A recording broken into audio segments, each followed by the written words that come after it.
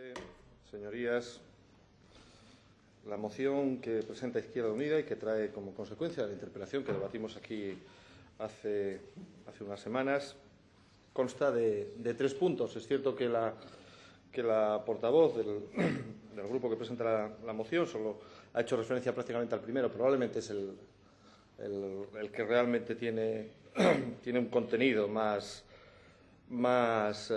definido, ¿no?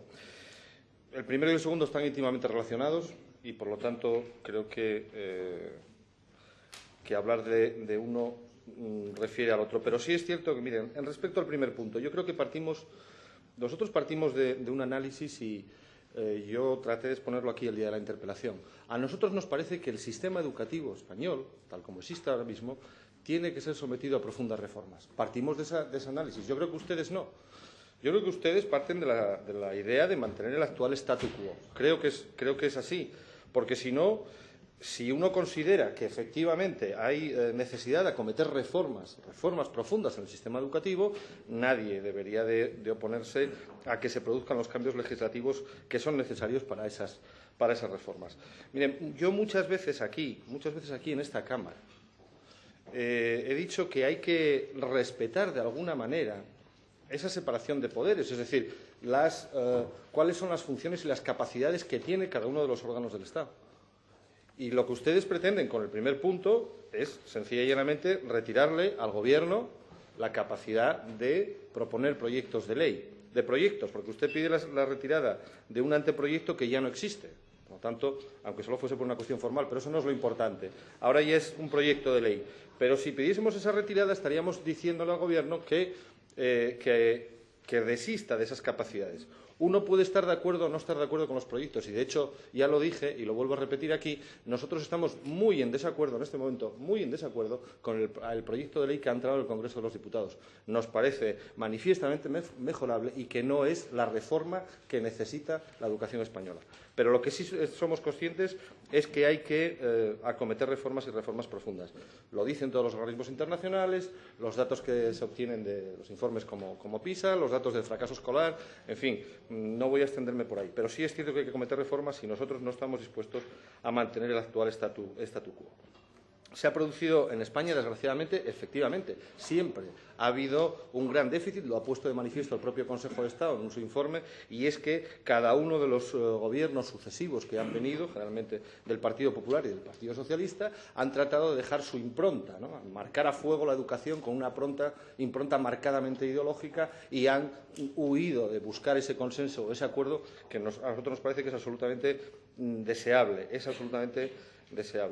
En España se ha producido una reforma educativa aproximadamente cada 5 años, desde el inicio de la democracia. Cada 5 años una reforma educativa. Y esta propuesta de ley es la 8ª que se presenta desde que conocemos la democracia en España. La 8ª. Y esto es evidente que a nosotros nos parece que se trata de una dinámica nefasta para nuestro sistema educativo. No lo decimos nosotros solo, sino que lo dice también el Consejo de Estado. No estamos de acuerdo, como decía, con este proyecto de ley, con la LOMCE, no solo porque no venga procedido del consenso, pero, en fin, hay una serie de cuestiones. Yo las explicaba también el día que debatíamos la interpelación. Nos parece que se ha reducido un papel casi residual a algunos contenidos que nosotros consideramos imprescindibles, como son los de la ética o la filosofía. Se ha eliminado la asignatura de educación para la ciudadanía, que a nosotros parece fundamental, una sociedad cada vez más compleja, más abierta, y es una asignatura que nos parece esencial. En fin, la conciliación de la enseñanza del castellano y de otras lenguas cooficiales nos parece que está también insuficientemente tratada. Y luego también compartimos el hecho de que nos parece que las creencias no pueden ser evaluables. Tienen que ser evaluables conocimientos y aptitudes, pero no las creencias religiosas, sean las que sean de cada uno. Y, sin embargo, aquí se crea un problema que no existía, introduciendo dentro de la evaluación las creencias religiosas particulares de cada uno, y nos parece que no es lo mejor. Por lo tanto, nosotros no estamos de acuerdo con el proyecto de ley de la LOMCE y lo hemos manifestado, pero precisamente, Y precisamente porque enlazamos con el punto 2. Ustedes solicitan en su punto 2 que se abra un debate público, con la participación de todos los sectores, compartido, donde se debatan las causas de los principales problemas de nuestro sistema educativo. Bien, no hay mejor ámbito para hacer eso. De hecho, yo creo que el ámbito donde se tiene que tratar eso es el Congreso de los Diputados en el marco del debate y discusión de un proyecto de ley como este que existe, que hay que mejorarlo. Y no estamos dispuestos a que se coarte, antes incluso de que se haya iniciado, ese proceso de debate y de discusión, obviando, ya digo, lo que son las capacidades de proponer, la capacidad de iniciativa legislativa del propio Gobierno.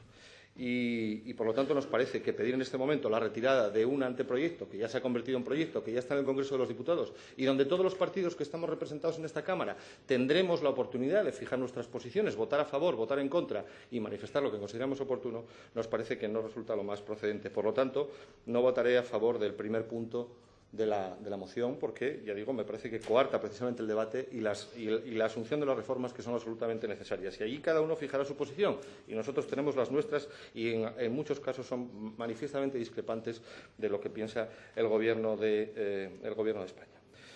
El segundo punto, solicitar un amplio debate público con la participación. Bueno, sí, es evidente que lo hay que solicitar, que nadie puede estar en contra de esto. Si solicitamos una ley educativa que tenga vocación de permanencia, vocación de futuro y que se pueda establecer al menos, y así lo solicitan todas las instancias internacionales, por un periodo mínimo de 20, 25 años, necesitaremos ese debate. Por lo tanto, me parece que solicitar ese debate va en la línea de lo que nosotros creemos. Podemos votar, por lo tanto, a favor del segundo punto.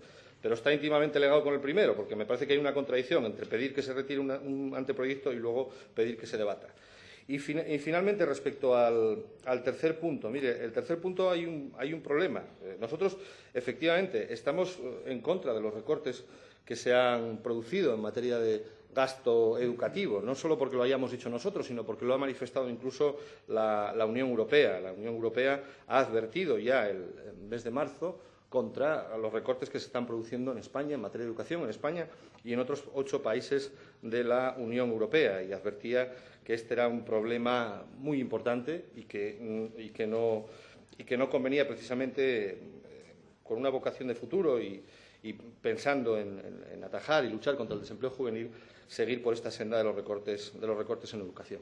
Nosotros estamos de acuerdo, por lo tanto, que se limite esto, pero aquí hay un problema que no podemos obviar cuando hablamos de presupuestos, cuando hablamos de inversión.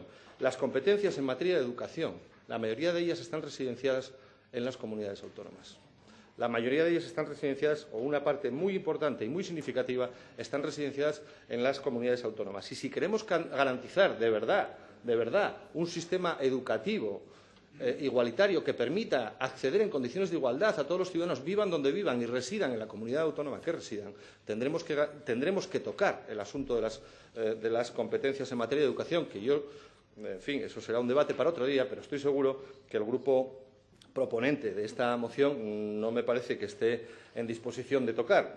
Más que nada porque nosotros hemos planteado alguna iniciativa en el Congreso de los Diputados, como por ejemplo que hubiese una dotación desde el Estado para que se garantizase el acceso a algo tan básico como la alimentación en estas fases y que, por lo tanto, se produjese una política unificada a nivel estatal y garantizada por el Gobierno de España en las becas de comedor escolar o en las becas de transporte escolar, y ustedes votaron en contra. Ustedes votaron en contra precisamente porque nosotros consideramos que si el Gobierno de España no es capaz de garantizar estos derechos tan básicos en el conjunto del país, no podemos decir que tengamos un sistema equitativo, un sistema de educación equitativo e igualitario y no un sistema que garantice la igualdad. Pero, en definitiva, también estamos en contra de los recortes en materia de educación, se produzcan donde se produzcan. En el Gobierno de España, que ha habido recortes significativos en materia de becas, de investigación, en fin, una serie de cuestiones, pero también si éstas se producen en las comunidades autónomas. Y la manera de garantizarlo, ya lo digo, es tratar el asunto de las competencias y tendremos que hablar de ello seguramente en otra ocasión. En todo caso, si me admite la votación por puntos, estaríamos dispuestos a votar a favor de los dos, del punto segundo y tercero.